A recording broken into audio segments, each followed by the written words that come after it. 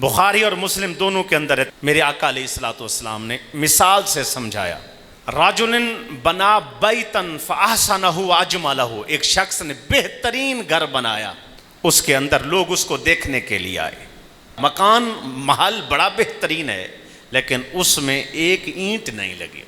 سارے آ کر پوچھنے لگے یہ اینٹ نہیں ہے، وجہ کیا ہے؟ اب حضور نے وہ خالی اینٹ کی مثال جوڑی۔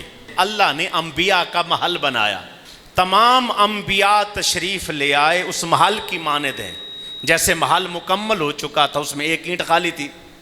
انبیاء تشریف لے آئے، سارے خوبصورت، اعلیٰ، ایک سے دوسرا بڑھ کر تھا، اور اس میں ایک اینٹ خالی تھی۔ لوگوں جان رکھو، فَأَنَا اللَّبِنَةُ، وہ جو خالی اینٹ تھی وہ محمد رسول اللہ ہے۔ اب جب وہ اینٹ لگا دی گئی، سمجھو محمد رسول اللہ تشریف لے آئے۔ وَأَنَا خَاتَمُ النَّبِيِّينَ، بس یاد رکھو کہ میں انبیاء میں آخری نبی بن کے تشریف لے کر آیا ہوں۔ کچھ ایسے بھی کمزور لوگ ہیں جن کو پتہ ہی نہیں ہے خاتم النبیین کا معنی کیا ہے، تمہیں تو دور کی بات، جن کو صدر بنا کے یا وزیر بنا کے سر پہ بٹھایا اس کو یہ لفظ پڑھنا بھی نہیں آیا۔ جب لفظ پڑھنا نہیں آتا تو اس کو معنی کیا آئے گا؟ اسی لیے تو آج کسی مرزائی کے ساتھ بیٹھے ہیں، کدھر کسی کے ساتھ ڈنر پارٹی ہو رہی ہے، کسی کے ساتھ ٹی پارٹی ہو رہی ہے، کسی کے ساتھ اپنے ملک میں بیٹھے ہیں، کبھی کہ بیرون ممالک سے تصویریں آ جاتی ہیں، کبھی یہ بیٹھے ہیں، کبھی ان کی اولاد بیٹھی ہے، کبھی ان کے وزیر بیٹھے، ان کو پتہ ہی نہیں۔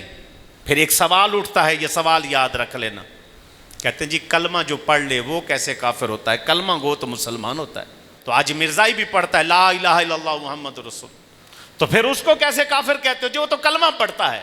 آج مرزائی محمد رسول اللہ کا معنی اپنے کانے کو محمد کہتے ہیں، ہمارے آقا کو محمد نہیں کہتے، یہ ان کی کتابوں میں موجود ہے۔ اس سے مراد ہمارے حضور نہیں، ان سے مراد یہ ہے کہ یہ کانا محمد بن کے دوبارہ آ گیا ہے۔ مسلمانوں کو دھوکہ دیتے ہیں، اپنی کتابوں میں محمد رسول اللہ کا معنی اپنے کانے نبی کو گنتے ہیں، مرزائی کو کہتے ہیں۔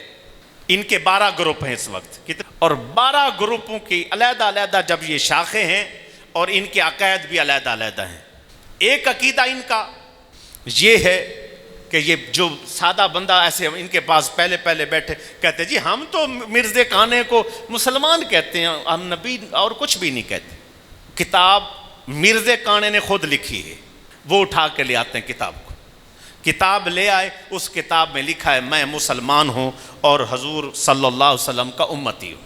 یہ اس کا پہلا دعویٰ یہ تھا۔ اب جو سادے بندے پہلے گئے تو اس کے اوپر وہ پہلے ایک چیز دکھا دی، بندے کہتے ہو جی ایویں مسلمان پیچھے لگے نہیں نہ دیتے بیچارے، وہ امتی مان رہے اپنے آپ نو۔ یہ پہلا اس کا دعوت۔ اس کے بعد اس نے دوسرا دعویٰ مومن ہونے کا کیا، میں مومن ہوں۔ اب وہ جب وہ کوئی کہتے جی وہ مسلمان اور مومن، اس نے دیکھے کتاب میں لکھا ہے۔ اس کا تیسرا دعویٰ ولی ہونے کا ہے، ولی ہونے کا ہے۔ اس کا چوتھا دعویٰ مجتہد ہونے کا ہے۔ اس کا 5واں دعویٰ امام مہدی ہونے کا ہے۔ پھر اس طرح بڑھتا گیا، امام مہدی کہہ کے، وقت کا امام کہہ کے پھر بڑھا، اور پھر بڑھتے اپنے آپ کو نبی کہنا شروع ہو گیا۔ نبی کے بعد بڑھتے اپنے آپ کو یسوع مسیح حضرت عیسیٰ کہنا شروع کیا، عیسیٰ ہوں میں۔ اس کے بعد آگے بڑھتے اپنے آپ کو حضور صلی اللہ علیہ وسلم کے مقام پہ، یعنی میں محمد رسول اللہ بن کے تشریف لایا ہوں، نعوذ باللہ، استغفر اللہ، معاذ اللہ۔ اس طرح کے اس کے 12 دعوے موجود ہیں، اس کی اپنی کتابوں میں موجود ہیں۔ جو بندہ ان کے پاس بیٹھتا ہے، فیس بک یا یوٹیوب وغیرہ، یہ میڈیا کے اوپر، سوشل میڈیا، اس پر وہ تھوڑا کر کے بیچتے رہتے ہیں۔ مسلمان دیکھ کر پریشان ہو جاتا ہے۔ جب ان کے پاس کوئی کٹر کھڑا ہو جاتا ہے، ان کے ساتھ مل کے بے ہوش ہو جاتا ہے، اس کو پھر آگے والے دعوے دکھاتے ہیں۔ اس سے پہلے یہ امتی ہونے کا، مسلمان ہونے کا، جو ہے نا مومن ہونے کا، ولی ہونے کا، مجتہد ہونے کا اور مجدد ہونے کا، یہی اس کو دکھاتے رہیں گے۔ بس یہ تو ہم کسی ولی کے لیے مانتے ہیں، ولی، مسلمان، امتی، مومن، مجتہد، مجدد، کوئی بات نہیں، یہ تو اولیاء کی شان ہے۔ اگر وہ خبیث یہاں تک رہتا، امتی بنتا اور گستاخی نہ کرتا، آگے نہ بڑھتا، تو اس جو ہے نا وہ کفر کے گڑھے میں نہ جا گرتا۔